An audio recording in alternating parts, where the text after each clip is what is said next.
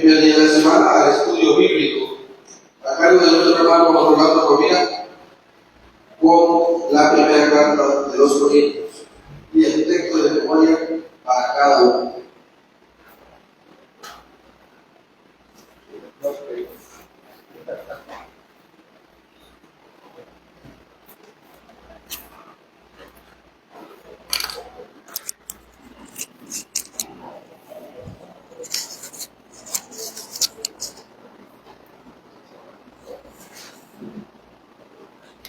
Cada día más chécheres. Buenos días y bendiciones, amados hermanos. Hoy es un día maravilloso para todos nosotros porque Cristo lo decidió así.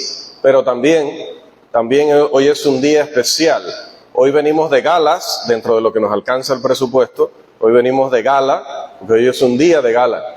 Estamos hoy a punto de iniciar un maravilloso estudio de la primera epístola del apóstol Pablo a los Corintios, así que es nuestro día favorito, un estudio de nuestros favoritos en nuestra congregación favorita. ¿Cómo no vamos a estar felices y contentos hoy?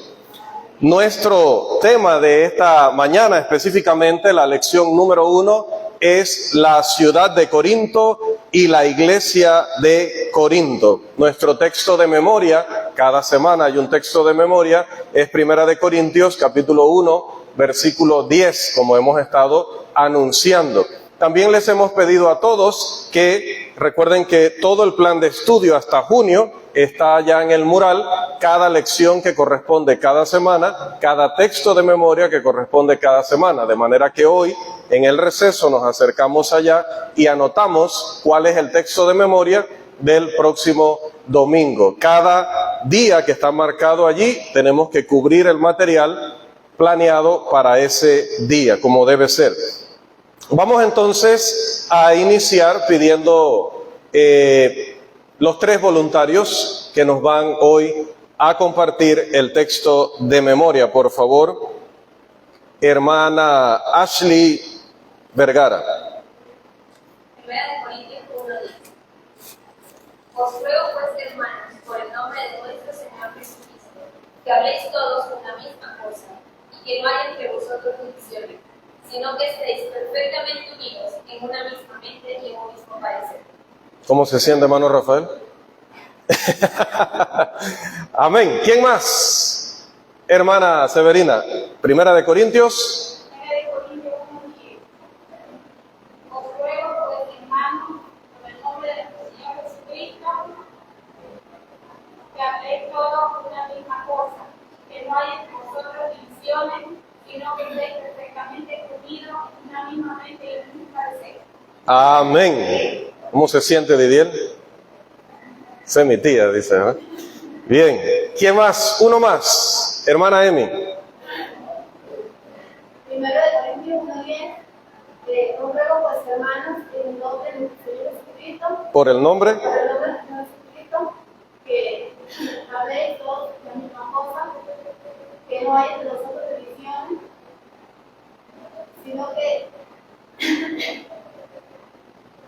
Sino que estéis eternamente, perfectamente unidos. unánimamente en un parecer. Amén. Gracias, hermano. Excelente. La próxima semana, ojalá 3 voluntarios diferentes. Vamos a tener hasta junio, hermano. Así que usted hoy no se sienta mal. Estudié, el hermano no me preguntó, no me vio si levanté la mano, no me vio si le hice unos ojitos. No se sienta mal, porque esto usted no lo está memorizando para mí, no es para mí, lo está memorizando para toda la vida, para llevar esa enseñanza toda la vida en su cabecita. Os ruego, pues, hermanos, por el nombre de nuestro Señor Jesucristo, que habléis todos una misma cosa, y que no haya entre vosotros divisiones, sino que estéis perfectamente unidos en una misma mente y en un mismo. Qué hermoso, y quedó grabado. Más de 300 personas están viendo nuestras transmisiones, así que ellos también se gozan. 2 décadas después de haberse establecido la iglesia en Jerusalén, es decir, 20 años, aproximadamente 20 años después, el apóstol Pablo, mientras viajaba en su segundo viaje misionero, como se le conoce a todos esos viajes que él iba recorriendo las provincias, en ese tiempo, provincia no es como nuestra provincia, que es solo una pequeña región de un país. En aquel tiempo, provincia era un país, solo que como pertenecía al imperio, no se le llamaba país porque se consideraba que era solo parte del imperio. Así que es muy importante eso, cuando hablemos de la provincia del Asia Menor, de la provincia de Acaya, de la provincia de Galacia, cuando lo leamos en la Escritura, no nos imaginemos una provincia como la nuestra, quizá parecida de hermosa, pero no era una región tan pequeña. Eran países, pero como pertenecían al imperio, se le cambió el nombre, de una nación se le consideraba solo una provincia. Pablo entonces entra en la ciudad de Corinto para predicar el evangelio. Vamos al libro de Hechos a confirmar esto, el capítulo 18 y el versículo 1. Otra cosita importante, a partir de hoy, oficialmente, ya lo habíamos anunciado, pero a partir de hoy usted puede hacer preguntas, puede hacer aportes, pero siempre les voy a pedir que el texto de memoria que más recuerden sea el de 1 Corintios 1:10 a la hora de preguntar y a la hora de comentar. No se permiten preguntas como, hermano, ¿qué pasa si un ejemplo, ¿verdad, hermano? ¿Qué tal un hermano que sea transportista y que al mismo tiempo tenga un restaurante y supongamos que tenga una esposa fisioterapeuta? ¿Qué pasa si el hermano solo ofrenda $1 al mes? O sea, hermano, ese tipo de preguntas incendiarias, malintencionadas, buscando lanzar un mensaje específicamente al hermano Irving, casi, ¿verdad? Igualito, todo eso, eso no se debe permitir en ninguna congregación. Ese tipo de preguntas no edifican. Si usted tiene algo que decirle al hermano que llene todos esos requisitos, usted se lo dice al hermano para que el hermano corrija su vida y empiece a caminar. Y dice Jesús, que el que hace esto ha rescatado a su hermano. Lo reprende para que enmiende y ha rescatado a su hermano. No soy yo desde la clase el que tengo que corregir públicamente a nadie en ese sentido. También a la hora de hacer comentarios o aportes, no hacer comentarios que no edifiquen. No lo digo porque aquí se haga. Noten que yo estoy pasando aquí mi primer año, estoy pasando acá mi primer noviembre, mi primer diciembre ya, mejor en realidad. Solo quiero que hagamos las cosas bien. Al principio, debido a todas las situaciones que ya sabemos, habíamos pedido que nos mantuviéramos solo como oyentes, pero los estudios bíblicos son más edificativos, son más efectivos si participamos. Pero participemos con unidad, con amor, con respeto, y cualquier cosa que no se haya resuelto, la resolvemos según el método bíblico y no complicando el estudio. El estudio solo es para analizar el texto bíblico, la situación allá y cómo esas situaciones nos pueden hoy ayudar a nosotros a hacer una iglesia que no cometa los mismos errores de Corinto, que pueda aprender las cosas buenas, que sí las tenía muchas la iglesia en Corinto, y poder ver qué el Espíritu Santo nos quiere decir hoy a todos nosotros con el mensaje de este maravilloso libro. ¿Amén? ¿Estamos de acuerdo? Bien. Perfecto, es un trato. Vamos a Hechos, capítulo 18, versículo 1. Voy a leer siempre de acá, porque recuerden que estamos transmitiendo y eso nos obliga a tener un audio lo más, técnicamente se dice un audio limpio, es decir, que llegue lo más nítido posible. Y tenemos el dispositivo acá, así que voy a hacer las lecturas, pero recuerden, cualquier pregunta, cualquier comentario, también muy puntuales, porque recuerden que tengo la presión de que en 40 minutos necesito cubrir todo el material de cada día. Entonces, cuando también vamos a aportar, hermanos, seamos muy puntuales, ¿verdad? Mire que, hermano, es que en el 73 me acuerdo que cuando yo estaba en la escuela primaria, entonces, ahora, esa escuela era muy buena porque en esa escuela no pedían tanto para rifa y todas esas cosas. Bueno, pero iba a decir que había un niño que era muy malo conmigo, era de una familia... Anthony, ¿cómo era la familia esta? No, hermano, irrelevante. ¿El niño qué pasó? ¿El niño le pegó? Sí. ¿Y usted qué hizo? ¿No se defendió? No. Listo, ese era el comentario. Listo, entonces seamos puntuales para que podamos llevar, como decía, podamos llevar el tema en el tiempo provisto. Hechos 18:1 dice: Después de estas cosas, Pablo salió de Atenas y fue a Corinto. Después de estas cosas, Pablo salió de la ciudad que era en ese momento la capital, la principal de Grecia, y se dirigió entonces a una que no era menos importante. De hecho, era la que competía con ella, la ciudad de Corinto. También el apóstol Pablo va a recordar, vamos ahora a la primera carta de Corintios, que debemos tener nuestro divisor puesto allí porque es la carta que siempre vamos a estar analizando. Primera de Corintios capítulo 15, versículos 1 al 4. Primera de Corintios 15, 1 al 4.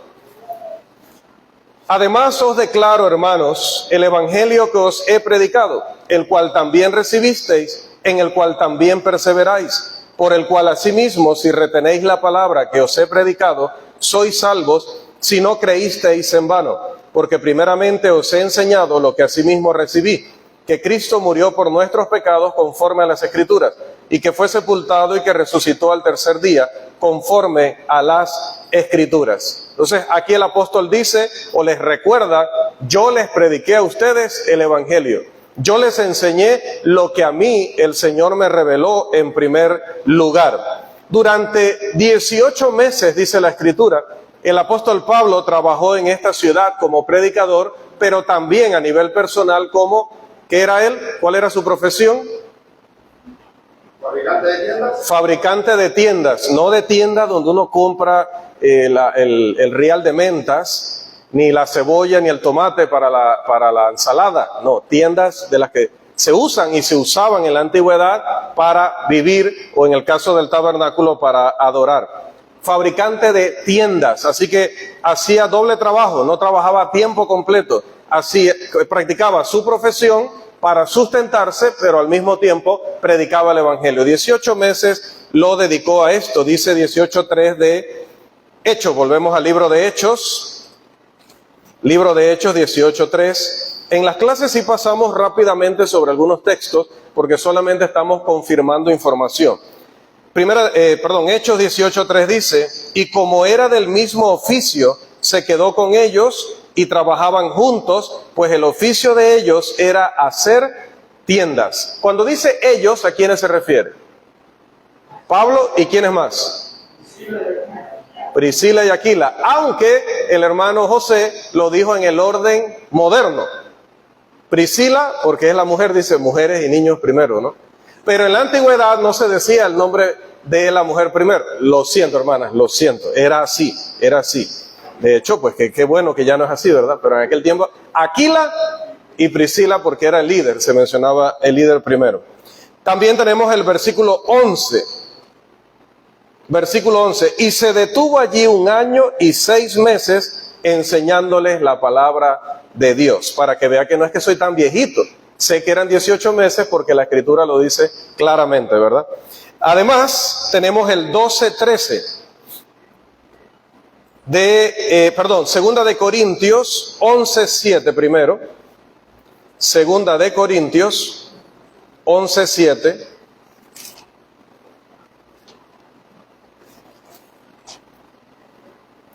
Pequé yo humillándome a mí mismo para que vosotros fueseis enaltecidos por cuanto os he predicado el evangelio de Dios de balde. De balde no se refiere a que él no tenía más nada que hacer. De balde significa que él no cobró salario de ellos, una cosa que él les recordó constantemente. Luego vamos a ver por qué. No era que Pablo no le gustaba trabajar a tiempo completo, no era que era pecado recibir salario de la iglesia, sino que por la actitud de los hermanos corintios, Pablo dijo: ¿saben qué? Mejor que ustedes, a mí no me han dado ni un centavo para predicar el evangelio. Pero eso veremos después por qué llegó a hablarles de esa manera. Capítulo 12, versículo 13 de Segunda de Corintios. 12:13. Porque ¿en qué habéis sido menos que las otras iglesias, sino en que yo mismo no os he sido carga? Perdonadme este agravio. Estaba bien molesto ahí en el capítulo 11 y capítulo 12 de la segunda carta, y les dice: ¿en qué ustedes han sido menos? Y ese es un concepto importante para la iglesia hoy. Una iglesia que no sostiene a su evangelista es una iglesia que está en una condición menor que la iglesia que sí lo hace. Por lo tanto, esa iglesia ha de tener eso como un objetivo primordial, llegar a un punto en el que pueda sustentar a su propio obrero. Lo dice Pablo. ¿En qué han sido? Menos que las demás iglesias, en que yo no les he sido carga. Benditos ustedes que me han tomado de carga a mí. Amén. Él trabajaba con sus manos durante la semana, pero dice la Escritura, 18:4, que discutía en las sinagogas todos los días de reposo. Su día particular para predicar el Evangelio era los sábados. ¿Por qué? Te va a decir el que predica en las religiones de los hombres, no muy lejos, quizás me escuchen por el volumen de nuestras bocinas, los que creen que los cristianos guardaban el sábado utilizan este texto para decir que este texto muestra que los cristianos guardaban el sábado porque Pablo guardaba el sábado. Dos cosas. Primero, este texto no habla de la iglesia reuniéndose en el día de reposo, que definitivamente era el día sábado. Dos, no es la iglesia, está hablando de Pablo en particular.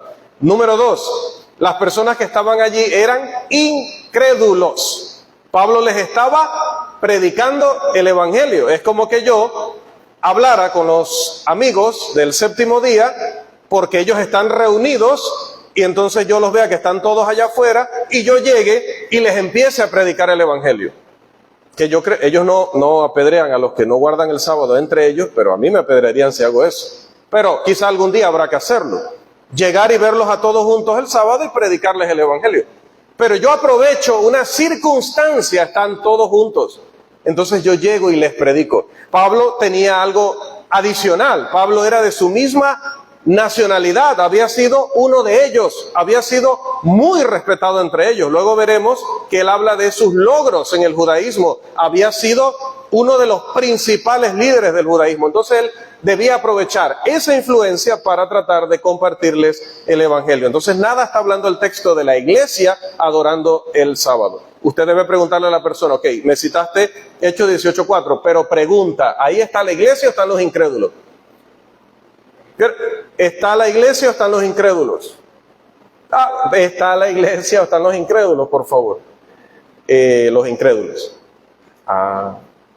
Y cuando la iglesia, cuando ya hubo iglesia en esa ciudad, que ahí en Hechos 18:4 ya no había, cuando hubo iglesia, ¿qué le dijo Pablo a esa iglesia? Acabamos de tocar el tema. ¿Qué le dijo Pablo a esa iglesia? ¿Qué día había que adorar? ¿Qué le dijo? 16:1 de Primera de Corintios, en cuanto a la ofrenda para los santos, cada uno de vosotros, esposo y esposa, padres e hijos, cada uno de vosotros, es mandamiento para todos, ponga aparte algo, ¿qué día? Cada primer día de la semana. Y el apóstol Pablo va a decir en 14:37, si alguno se cree profeta o espiritual, hablando de los corintios, reconozca que lo que os escribo son mandamientos del Señor. La ofrenda es semanal, no quincenal, no mensual, es semanal. Debemos apartar y eso debe ser sagrado. No debemos tener miedo de, ay no, pero es que si saco lo del otro domingo y pasa algo, lo voy a usar. ¿Por qué? ¿Por qué vas a tocar lo que es de Dios? Sabiendo que adoramos un Dios que es fuego consumidor, que es vengativo del que no le respeta, del que no le reverencia. Porque tengo miedo de apartar lo que tengo que apartar, como dice el mandamiento, para ofrendar cada semana, y no cada quincena ni cada mes, cada semana. A ellos les dice cada primer día de la semana. ¿Por qué no les dijo cada séptimo día? No, les dijo cada primero. ¿Cuántos días tiene la semana? 7. Por lo tanto, el sábado es el séptimo, el último. Por lo tanto, el primero tiene que ser necesariamente domingo. Los mandó a adorar el domingo. Así que Hechos 18:4 no habla nada de la iglesia adorando el día sábado. Hermano Carlos Concepción. Y Ananías y Zafira murieron por haber sustraído de la ofrenda que habían cometido dar a Dios. No me asusta a los hermanos. Bien, enseñaba a judíos y a gentiles, a esclavos y a libres. Durante 1 año y medio, como dice Primera de Corintios 1:23, Pablo predicaba no a sí mismo, no sobre la religión judía. Pablo predicaba a Cristo y este crucificado. Nuestro principal tema cuando nos paramos en un púlpito es Jesucristo. Ese es nuestro tema. No nosotros, ni siquiera los problemas de la congregación, que los tienen todas. Los problemas las tienen todas. Yo he estado en muchas, todas tienen problemas. Todas tienen cierto tipo de división, de conflictos.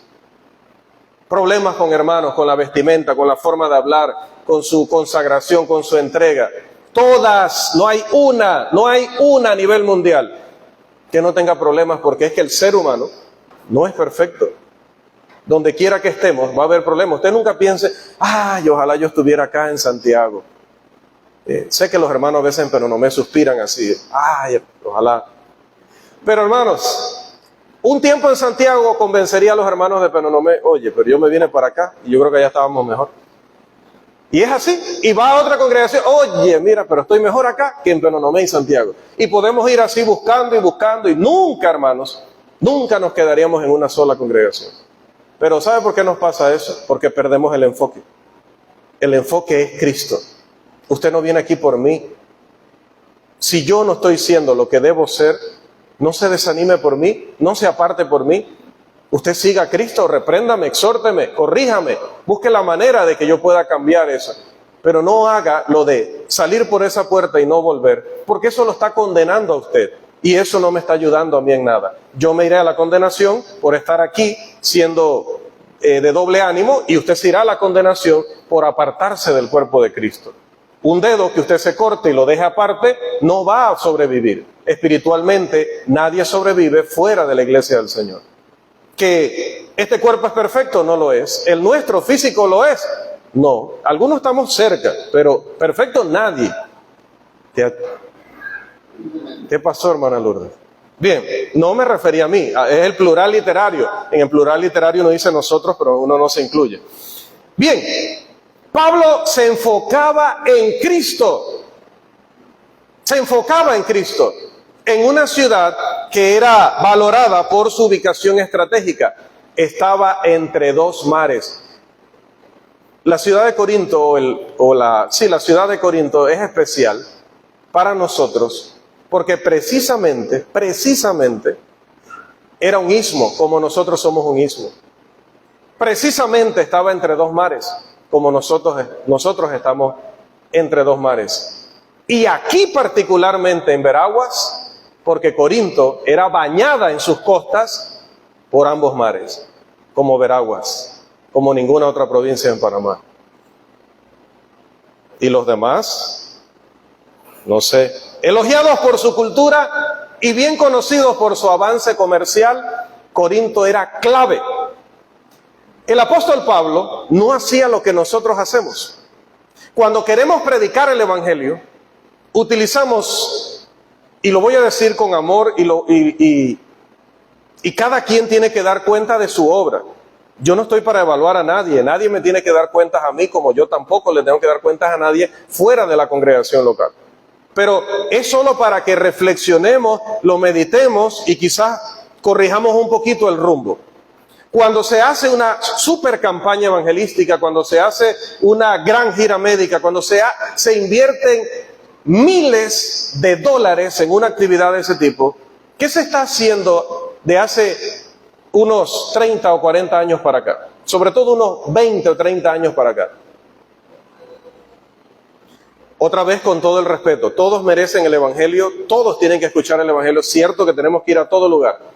Sin embargo, lo primero que hacemos es, ¿dónde podemos predicar? Le preguntan al predicador local, el más cercano de esa área. El predicador de esa área dice, mira, hay un pueblo, no el que vive muy feliz, esos somos nosotros. Hay un pueblo, más o menos a unos 70 kilómetros de aquí de la ciudad, y ¿qué población hay ahí? Bueno, hay como 3 familias. Hay como 3 familias, hay como 11 casas y ¿tienen luz? No, excelente. ¿Y agua potable? Tampoco, excelente. ¿Tienen calle de asfalto para llegar allá? No. Ok. ¿Alguien sabe de la existencia de ese pueblo? Bueno, ellos allá y yo. Ahí vamos. $10,000, $15,000 allá. ¿Qué nos ha dicho la historia? ¿Qué nos dice la estadística? Más de la mitad de esas congregaciones desaparecen.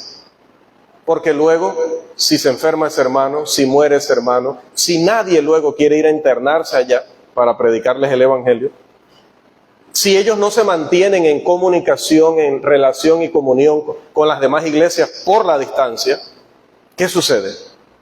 Si ese predicador se corrompe, si ese predicador empieza a predicar algo falso, nadie sabe allá a 70, 100 kilómetros allá adentro. Entonces, no es que esté mal hacerlo. Y quiero que, bueno, está quedando grabado, que quede constancia que no estoy diciendo que está mal hacerlo. Gracias a esas congregaciones que están así, bastante distantes, hay hermanos que están ahorita salvos y que están adorando a Dios en espíritu y en verdad, y la gloria sea para Dios. Pero no es el orden que nos enseña el Nuevo Testamento.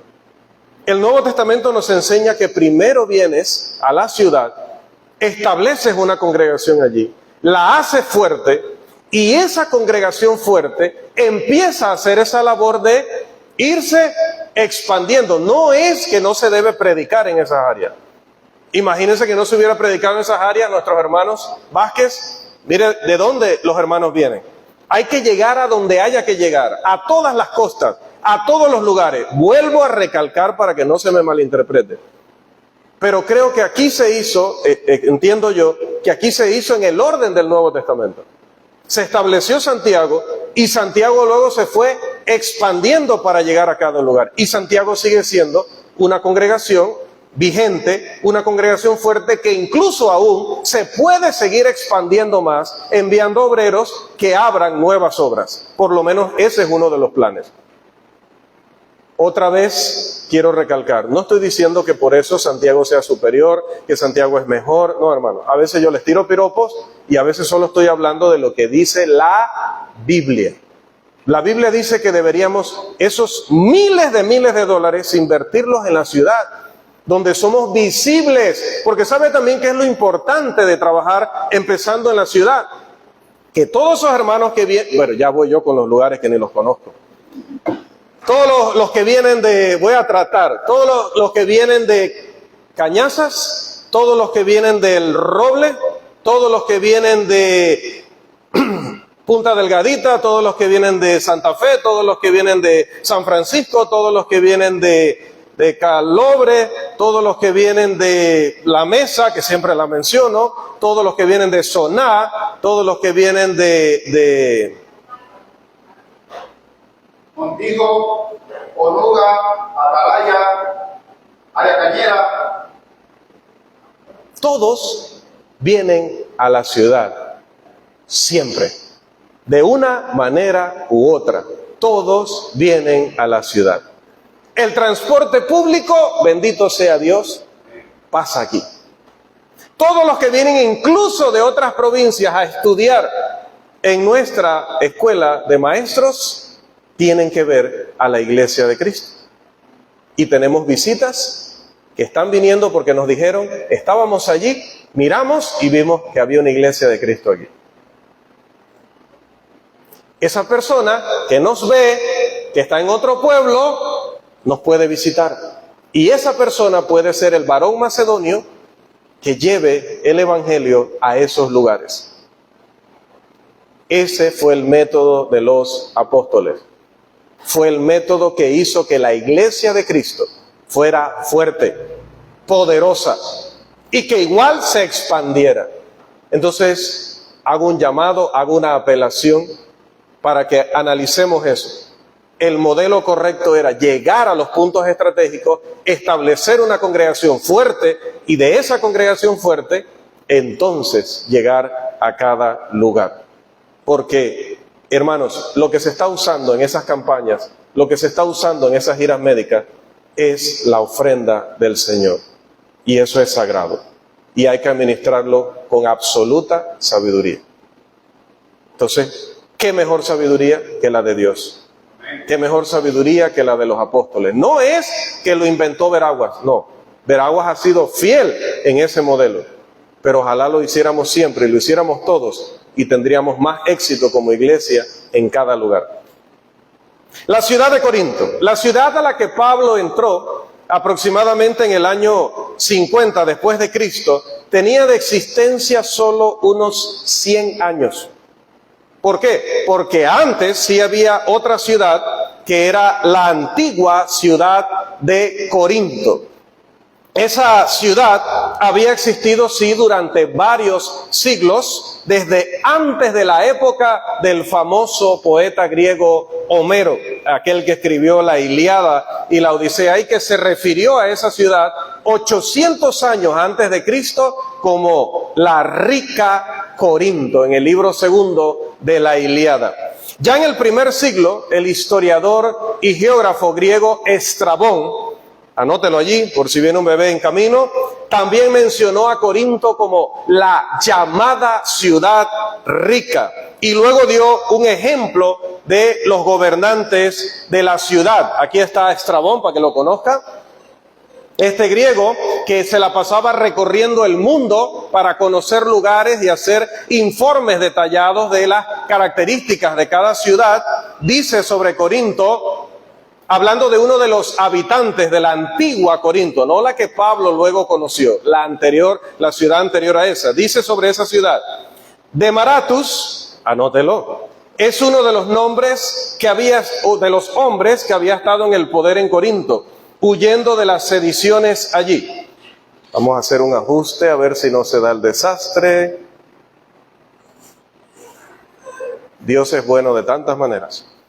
Demaratus, uno de los hombres que había estado en el poder en Corinto, huyendo de las sediciones allí, llevó consigo tanta riqueza de su hogar en Tirrenia, Italia, que no solo se convirtió en el gobernante de la ciudad que le recibió, sino que su hijo fue designado como rey por los romanos. Lo escribió en su libro Geografía. Bien, dice que la ciudad era tan rica porque empezando con este hombre, Demaratus no era este, Demaratus era de quien escribió este señor, el geógrafo. Era tan rico, dice, que cuando llegó los ciudadanos dijeron: tú tienes que ser nuestro gobernante. Y luego su hijo también fue reconocido como gobernante por los romanos cuando los romanos gobernaban. Bien, estos son datos para ir conociendo más la ciudad, su trasfondo, para que entendamos mejor cuando el apóstol Pablo dice ciertas cosas en la carta. Durante un periodo de prácticamente 1000 años antes de Cristo, la antigua ciudad fue la ciudad más grande de Grecia. Nosotros conocemos Atenas, o sea, de oídos. Si alguien ha ido, qué dichoso. Pero generalmente Atenas, cuando hoy se habla de Grecia o en la historia, generalmente resalta la ciudad de Atenas. Pero Corinto, 800, 900 años antes de Cristo, era la ciudad más grande de Grecia. Se estima que entre 300.000 y 400.000 personas hicieron de este istmo estratégico comercial su hogar. Para que tengamos una idea, es la mitad de la población de la ciudad capital, de toda la provincia. No solo de la ciudad, de toda la provincia. La mitad de la población de la provincia de Panamá era lo que vivía, la cantidad de personas que vivían en Corinto. Imagínense. Ahora, si no nos suena todavía mucho, recuerde que en aquel tiempo no era tan fácil hacer una ciudad, una metrópoli como hoy día. Por lo tanto, hablar de esta cantidad es una barbaridad. Sin embargo, los años de prosperidad, de riqueza, de fama de la antigua Corinto pronto fueron amenazados. ¿Por qué? Porque empezaron a haber unas guerras hacia el sur, donde ellos empezaron a tener pérdidas, tuvieron que enviar ejércitos, tuvieron que hacer inversiones grandes y empezó a disminuir su riqueza. También dentro del área donde ellos estaban se dieron las famosas guerras de Corinto, que también destruyeron mucha o gran parte de la ciudad, perdieron muchos hombres, también perdieron mucho dinero. Pregúntale a Rusia. Una guerra arruina a un país. Solamente enriquece a 3 o 4 que venden las armas, que hacen los tratos, que provocan el conflicto, que políticamente se benefician, pero en realidad la nación se arruina. Entonces, Corinto, de tantas guerras, terminó debilitándose, pero su mayor desafío llegó casi 200 años antes de Cristo. porque quería Roma expandirse y tenía que pasar por ahí. Y resulta que los corintios le dijeron, por aquí no pasa. Y el Imperio Romano le dijo, te lo vuelvo a advertir, o me dejas pasar, o ya verás. Y los corintios dijeron, ni un paso atrás. Sí, desde allá viene. Le volvieron a decir, te lo volvemos a repetir, mejor hagamos una alianza, te dejamos con tus costumbres, con tu religión, te ponemos un gobernante y que nos reporta a nosotros, nos pagas tributo, pero ustedes son ricos, eso no les va a afectar. Y listo. Y nuevamente respondieron los corintios, le dije que no. Y sacaron el machete.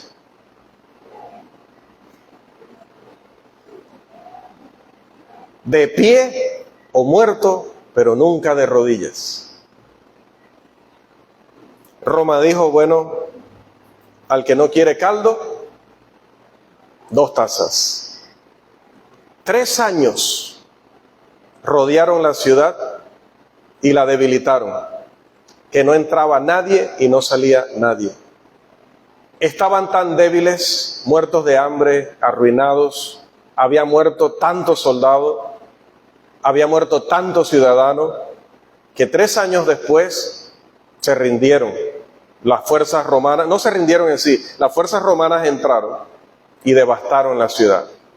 Quemaron y destruyeron todo. De la antigua Corinto no quedan más que 7 columnas de un templo, el templo de Apolo. De ahí todo lo demás no quedan ni los cimientos. Cuando a Roma tú le hablabas así, te castigaba de esa manera. Los acribillaron a todos los varones y tomaron a las mujeres y a los niños y los vendieron como esclavos. Esto lo hizo en el año 146 el general romano Lucio Mumio. Anote también una imagen ilustrativa de la destrucción de esta bella ciudad. Los objetos de valor fueron llevados a Roma o vendidos, y todos esos poderosos ricos que pasaban a la ciudad y dejaban mucho dinero ahí en negocios o en su hospedaje, porque era un tránsito, un lugar de tránsito, decía que tenía mucho en común con nosotros, ya entonces evitaban pasar por allí porque, como les digo, no había quedado absolutamente nada. La alegre y rica Corinto permaneció inactiva, ya no era una ciudad, y ese tiempo fue un tiempo de 100 años. Hasta que algunos no lo reconocen así, pues aquí sí lo vamos a reconocer aquí, así. El emperador romano, Julio César, dijo, estamos desperdiciando ese lugar. Recuerde que Julio César era un estratega ante todo. Y dijo, definitivamente estamos desperdiciando un lugar que es clave para nuestros intereses. Más o menos un plano de lo que debió ser en ese tiempo la antigua Corinto, ¿no? Una ciudad, como les dije, que no sería tan grande como las ciudades de nuestros días, las más grandes, pero que para aquel tiempo era una belleza de ciudad.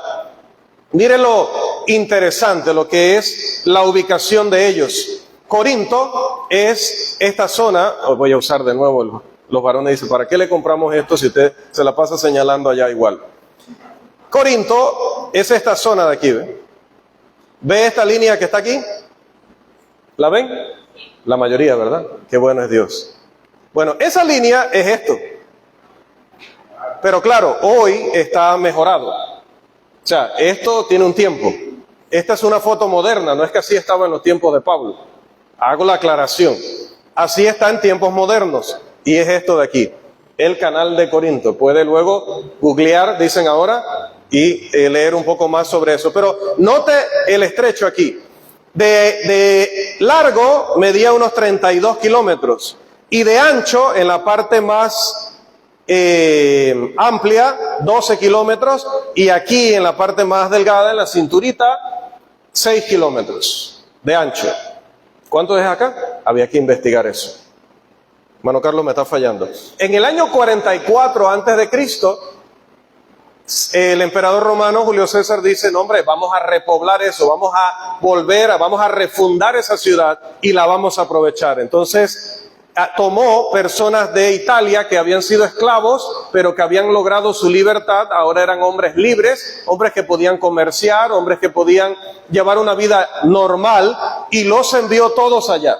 Luego también llegaron judíos, luego también llegaron griegos de otras zonas y algunas otras nacionalidades, pero la mayoría eran libertos. Primera de Corintios 7:22 utiliza este término para recordarle a los hermanos en Corinto que muchos de ellos habían sido esclavos en la primera parte de sus vidas, pero que ahora tenían la dicha de ser hombres libres. Dice Primera de Corintios 7:22, porque el que en el Señor fue llamado siendo esclavo, liberto es del Señor.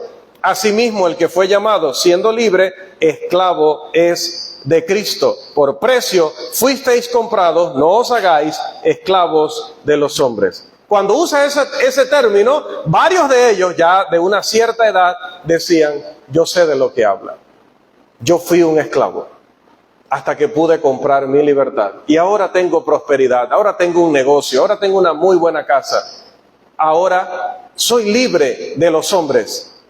Pero es cierto lo que dice Pablo, ahora soy esclavo de Cristo. Entonces le dice Pablo, ya no te vuelvas a esclavizar de los hombres. Y ya no hablaba de la esclavitud literal, física, sino esclavizarse a la voluntad de los hombres, las ideas de los hombres, las falsas religiones, las filosofías huecas de los hombres. Hay muchas maneras de esclavizarse a los hombres. Luego, hasta en el matrimonio, hablaremos de eso cuando entremos al capítulo 7. Usted me prometió que el reloj iba a correr más lento.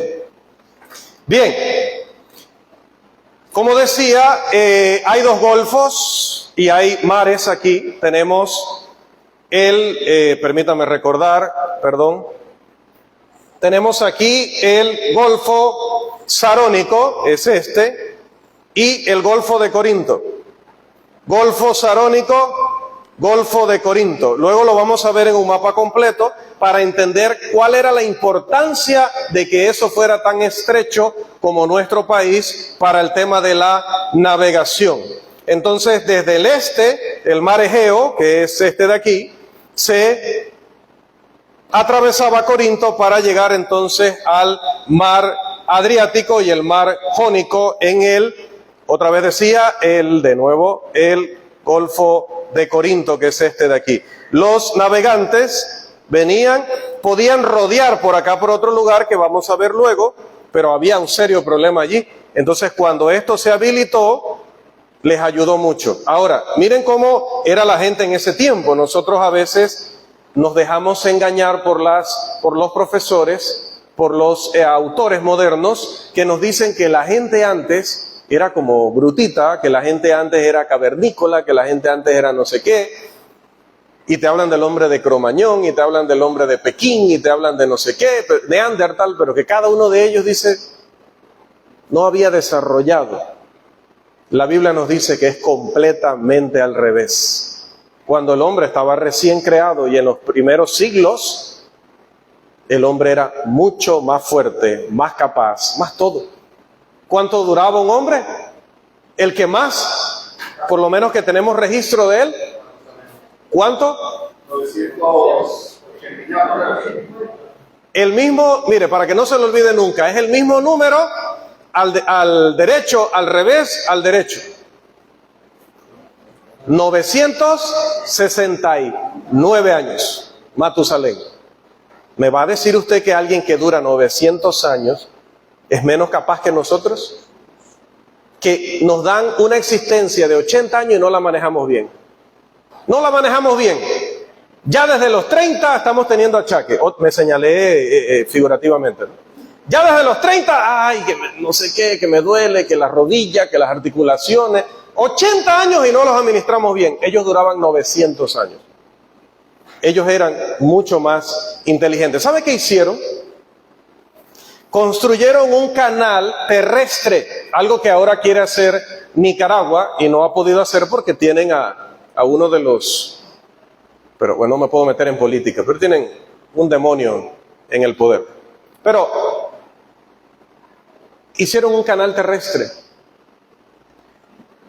donde se pudiera pasar los barcos. Vamos a ver si por aquí tenía... Ok, aquí está. Donde pudieran pasar los barcos deslizados hasta el otro lugar. 6 kilómetros había que transportarlos, pero le ahorraba casi un mes de navegación. Recuerde que en ese tiempo no había motores, no había muchas cosas, así que les ayudaba. Ahora, les decía, ¿qué era lo importante? Lo importante era que si la gente que quería pasar para aquel lado, otra vez, que quería pasar para aquel lado, rodeaba por acá. Esto que ven aquí es el Cabo de Malea, esto aquí. El Cabo de Malea era un lugar donde las aguas son todavía tan terribles, el oleaje, la fuerza del mar, lo picado que siempre se mantiene. Yo no sé mucho de mar, pero más o menos creo que esos son los términos, ¿no? Son tan terribles, y además había mucho pirata, que quizá en ese tiempo no se le llamaba así, pero lo eran. Que, hermanos, había un dicho, que lo tengo por aquí, voy a decirlo literalmente. Había un dicho para los marineros que iban al sur y trataban de cruzar allí, dice: pero cuando dobles por Malea, olvida tu hogar. Solamente así le decían. Cuando vas navegando tranquilamente, pero te voy a decir una cosa: si doblas por Malea, olvida tu hogar. En otras palabras, quizá nunca volverás. Entonces, por supuesto, era importante cortar camino. Y aquí ayudaba entonces el estrecho de Corinto. Esta ciudad, como decía, llegó nuevamente a ser importante. Miren, la ciudad antigua duró casi 1000 años. Y llegó a ser muy rica en mucho tiempo, le tomó cierto tiempo. Pero en cambio, la ciudad que reconstruyó Julio César, dice que en 20 años ya era una ciudad muy próspera y muy importante. Y se asentaron allí 500,000 personas, ya casi toda la población de la provincia de Panamá. También llegó a ser importante la ciudad de Corinto porque, ¿se acuerdan de los Juegos Olímpicos? Los Juegos Olímpicos que los inventaron los griegos, ¿no? Bueno, esos son los que nosotros conocemos, pero había otros juegos que también eran importantes. Lo que pasa es que los Olímpicos tenían sede, ¿dónde? En Atenas, pero les decía que la ciudad que competía con Atenas era nuestra Corinto. Entonces Corinto también sacó sus juegos. Los Juegos de Corinto se llamaban los Juegos Ísmicos, como de istmo, ¿no? Juegos Ísmicos. Y la terminología que Pablo usó en la carta hace alusión a ello también. Vamos a 1 Corintios, capítulo 9, versículos 24 al 27, para que vea que todo lo que le estoy diciendo tiene relación con nuestro estudio de la carta.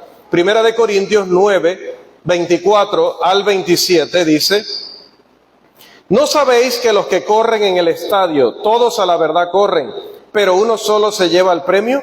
Corred de tal manera que lo obtengáis. Todo aquel que lucha, de todo se abstiene. Ellos a la verdad para recibir una corona incorruptible, una corona corruptible, pero nosotros una incorruptible.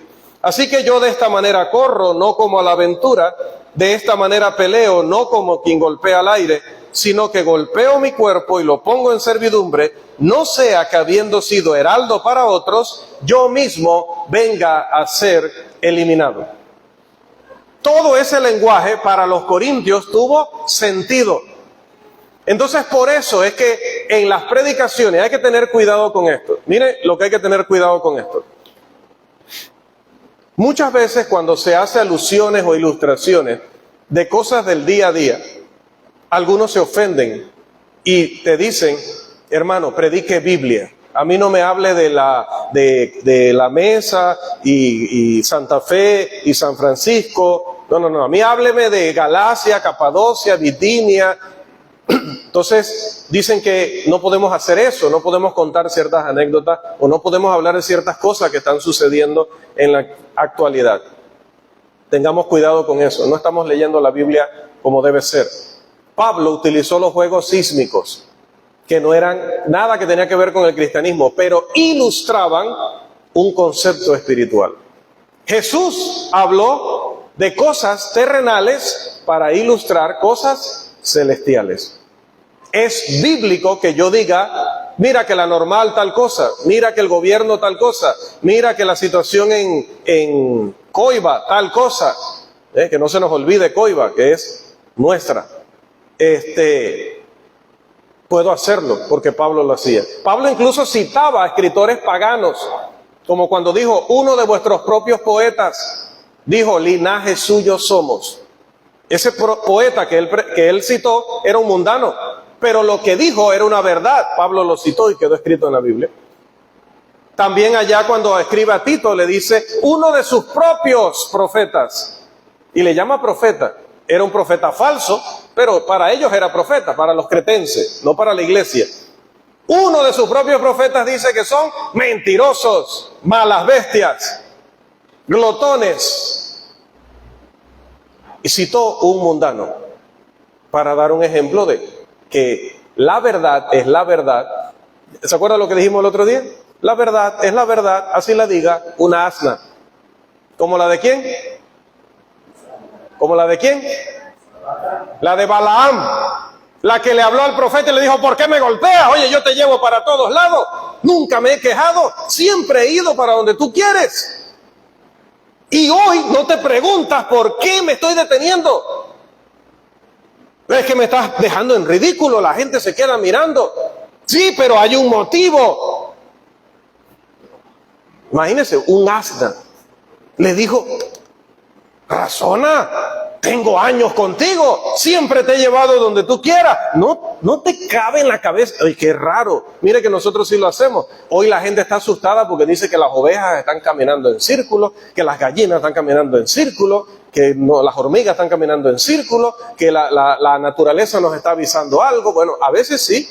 A veces la naturaleza nos avisa cosas. Bueno, el asna de Balaam le dice, si siempre te he llevado a todo lugar y hoy me estás viendo que no quiero pasar por un lugar, ¿no será que algo está pasando? Y dice que Dios le abre los ojos a Balaam y entonces ve al ángel de Jehová con la espada desenvainada, o sea, lista para justiciar. Si el asna hubiera pasado, hubiera muerto ella y hubiera muerto el profeta. A veces los animalitos nos protegen sin que nosotros nos demos cuenta. Hay personas, sobre todo en el campo, que se han salvado de morir por la caída de un relámpago porque tenían un animal cerca y el relámpago mata al animal y sobrevive la persona. ¿Hemos oído de esas anécdotas? Bueno, la burra o el asna es lo mismo. El asna de Balaam lo salvó, diciéndole algo lógico. Un asna diciéndole una verdad, un asna. Por lo tanto, siempre le digo a mis colegas, siempre me digo a mí frente al espejo, no te creas la gran cosa. Ponte todas las corbatas que quieras. Estudia griego, hebreo, arameo, historia, lo que tú quieras. No eres la gran cosa. La gran cosa es la palabra. Puede hablar un asna, pero si Dios la autorizó a hablar, es grande. Juan el Bautista le dijo a los fariseos, ¿ustedes creen que son gran cosas por ser descendientes de Abraham? Les digo que, si Dios quiere, aún de estas piedras, le levanta hijos a Abraham. No somos nada. Somos todo si estamos en la vid. Pero me salgo de ahí porque ese es el sermón. Me han contado por ahí. Se acaba el tiempo, así que rápidamente les voy a mostrar aquí, en algún lugar, coloqué. Ok, la Acrocorinto es por decirlo así, un cerro, decimos nosotros, ¿verdad? Altísimo que hay en la ciudad de Corinto. Estaba fortificado de manera que hacía que la ciudad, que estaba en la parte, sigue estando, ¿no?, en la parte baja, cuando venía una invasión, esta parte de aquí era más grande que la parte donde estaba ubicada la ciudad. Acá arriba estaban los templos que vimos en la presentación anterior. En esta. Esto es una representación, porque ya nada de esto existe. Todo esto fue destruido por Roma después. Pero estaban esos templos, estaban esas edificaciones y estaban protegidas, muy protegidas, porque eso está alto, está a una altura de más o menos 500 metros. 500 metros. Imagínense que el volcán Barú, que nos pertenece a todos, digan lo que digan los de por allí, pero que nos pertenece a todos, le pertenece al país de Panamá, mide de altura 1475 metros. Así que el Acro Corinto sería como un tercio, ¿sí? Un tercio del volcán Barú. Imagínense, era alto. Entonces, qué lío llevar un ejército hasta allá para tratar de derrocar a esa gente allá arriba. Pero el Imperio Romano era tan grande, tan poderoso, que al final lo logró.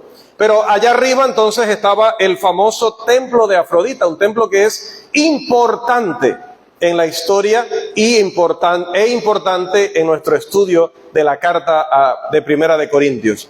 Porque en ese templo, dicen los historiadores, que se practicaba la fornicación como modo de adoración a la diosa Afrodita, la diosa del amor y la belleza para los griegos.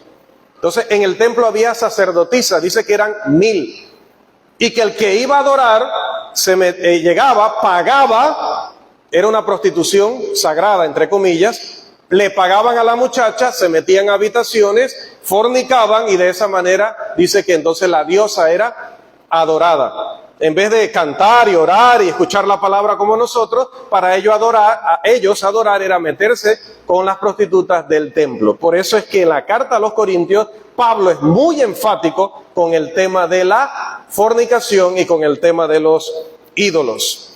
Bien, finalmente la iglesia en Corinto, los cristianos fueron llamados en una ciudad que era entonces rica, estratégica, era muy comercial, pero era muy inmoral, muy depravada. Como pasaban marineros, pues ya ustedes saben, ¿verdad? Con respeto a todos los marineros.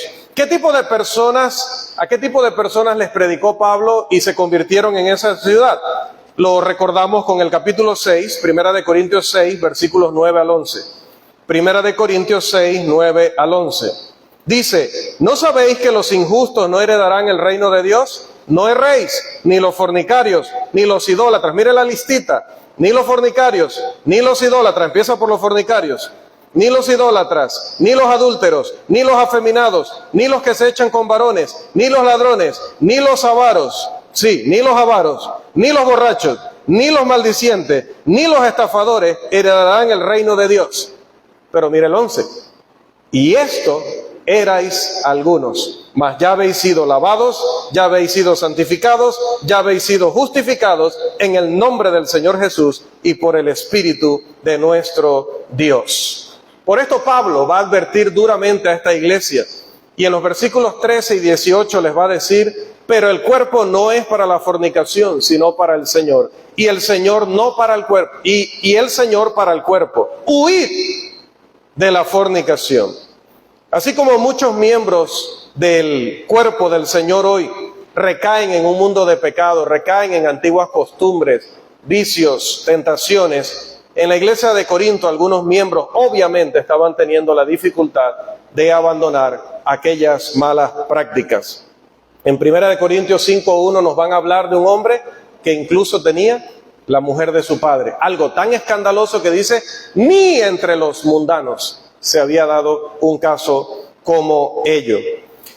Y bueno, tenía aquí un resumen del tipo de personas que habían, pero ya lo leímos: esclavos, libres, judíos, griegos, romanos, principalmente romanos. 1 Corintios 12 al 13 nos va a hablar acerca de ello.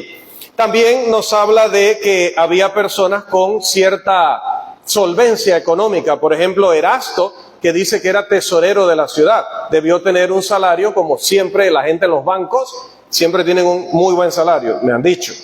Se mencionan a personas de todo tipo, griegos y romanos, como Lucio, Tercio, Gayo, Erasto, Cuarto, Estéfanas, Fortunato y Acaico. Luego les paso el material para que anoten esos nombres, ¿no? Había muchos corintios de todos los ámbitos, quienes, como dice Hechos 18:8, oyendo el Evangelio, creían y eran bautizados. Por lo cual Pablo termina diciéndoles en 1 Corintios 12 al 13, porque así como el cuerpo es uno y tiene muchos miembros, pero todos los miembros del cuerpo, siendo muchos, son un solo cuerpo, así también Cristo, porque por un solo espíritu fuimos todos bautizados en un cuerpo, sean judíos o griegos, sean esclavos o libres, y a todos se nos dio a beber de un mismo espíritu. Y en 1 Corintios 12:20, pero ahora son muchos los miembros, pero el cuerpo es uno solo. La iglesia en Corinto no era como muchas iglesias en el norte, que en el famoso cinturón bíblico, después busque eso también en Google, en el famoso cinturón bíblico hay iglesias de Cristo para negros, iglesia de Cristo para blancos. Incluso en México se ha dado la división de una congregación porque había hermanos muy solventes, muy solventes, y hermanos muy pobres. Los hermanos muy solventes decidieron irse a otra parte de la ciudad y hacer una congregación para ellos y dejar a los hermanos pobres con sus recursos en el otro lugar. Esto no se daba en Corinto. Cuando Pablo predicó, todos estaban en una misma congregación, todos eran un mismo cuerpo y todos funcionaban de la misma manera. Vamos de nuevo para terminar. ¿Cuáles eran los problemas que había en Corinto?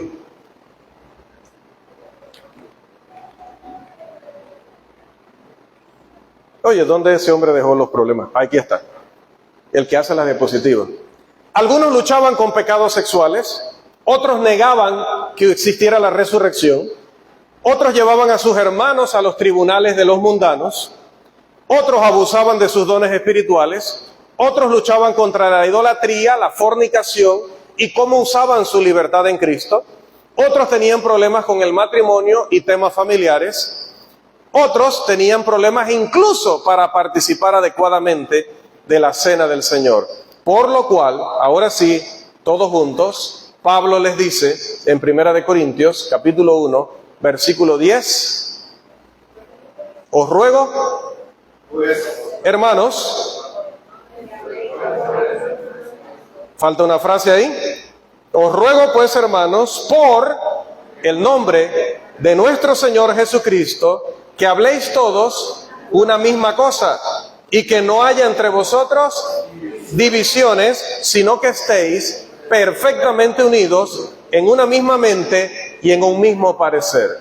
Que así sea también en la iglesia hoy. Que el Señor les bendiga inmensamente y vamos al receso. Amén.